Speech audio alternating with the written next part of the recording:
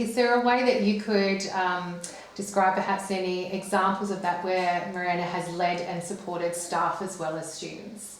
Absolutely. There's so many projects that you've been involved in that I've actually participated in just because of my my religious education curriculum coordinator as an RAC, developing curriculum that's creative. So it's that 100 languages of children, and to have art as that foundation, because that's the foundation of our faith. The storytelling was done through stained glass windows, it was done through storytelling, it was done through drama. So to go back to our roots of our faith, that storytelling is amazing. And so some of the projects that you've worked in has that life-giving storytelling. So for instance, your crosses that you did with your looking at mandalas, so looking at through Asian studies, so like leading staff that's then highlighting this part of the curriculum that's often goes unanswered really, and it's tokenistic. Yes, tick, I've done that. And the same with Aboriginal culture. So like it's not just a tick, it's an actual life-giving, community-based led project. And you were instrumental in working with the staff in the RE curriculum when I was rewriting the curriculum, as well as though looking at the community and building all those community connections. So to go back to the crosses, the mandala crosses that are now beautifully displayed across the school. One, it's symbolic of our Catholic faith, so it raised the symbolism within our actual Catholic faith to make it really, really clear and present.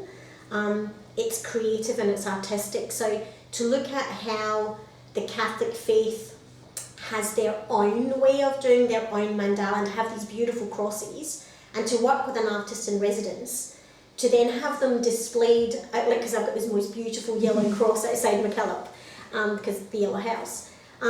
It's a real, as soon as you walk to the building, there's this beautiful cross that was designed by the students, made by the students, put together by the artists in residence.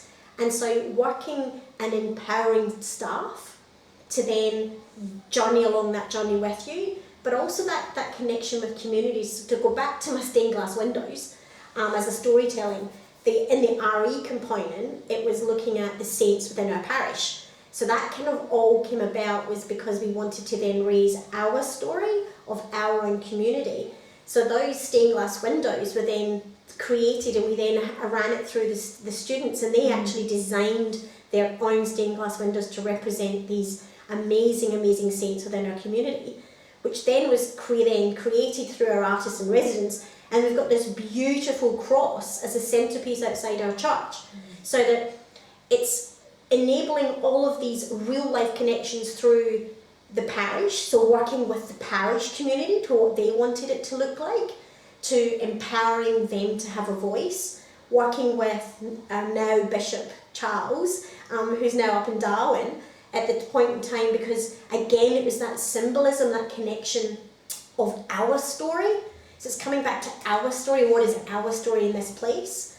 And then to have the staff to then be excited and engaged and activated through their faith and learning, and to have this end piece that was blessed and presented to the church was absolutely amazing. So for me, I cannot say more highly on how you've affected the upskilling of staff, the empowerment of their faith journey, but also looking through the lens of our story through art in a way that's now something that's going to be there forever. So it's this symbolism of our community working together to show who we are as a faith community.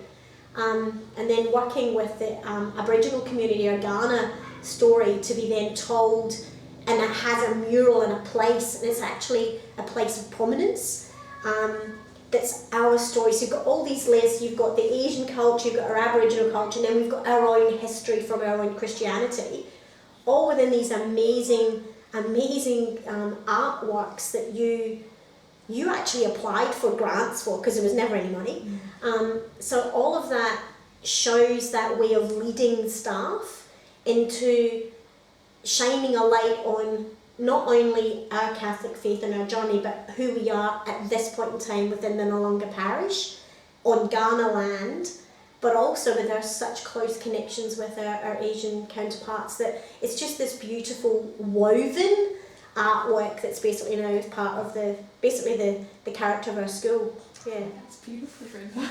That's really lovely. It's lovely to hear your perception and your take on it. Do you know what I mean? Yeah. Like, because you do these works, but then you go, are they getting what I want out of it? And you get it. Yeah. You actually really get it. Absolutely. Yeah. But there've been such, like, because even when the cross was in front of McKillop, Yeah. and because it's a yellow base cross, because I picked that one. Yeah. Because it was yellow, it's the story of that cross. And so in the year, when the year sevens come in, Yeah. we talk about our symbolism with our McKillop cross, Yeah. but we also talk about that cross as, as our welcome, and why that was there and how it was formed and who formed it. Yeah, right. So it's part of the culture of McKillop, is that we've got this beautiful cross. Isn't that lovely? That's symbolic of the journey that we've been through. Yeah.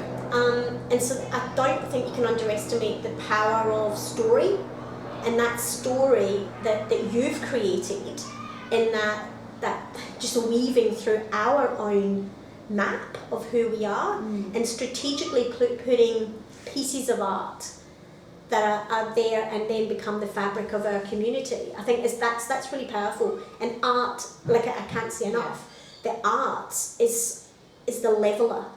It is. It's the Visual welcome. reminder, isn't it? Yeah, but it's the welcome too, that everyone's invited. Yeah, yeah. Everyone can, because that's the story. Yeah, I think it's beautiful. Yeah. That's really lovely. Oh my gosh, you've already sort of hit most of these.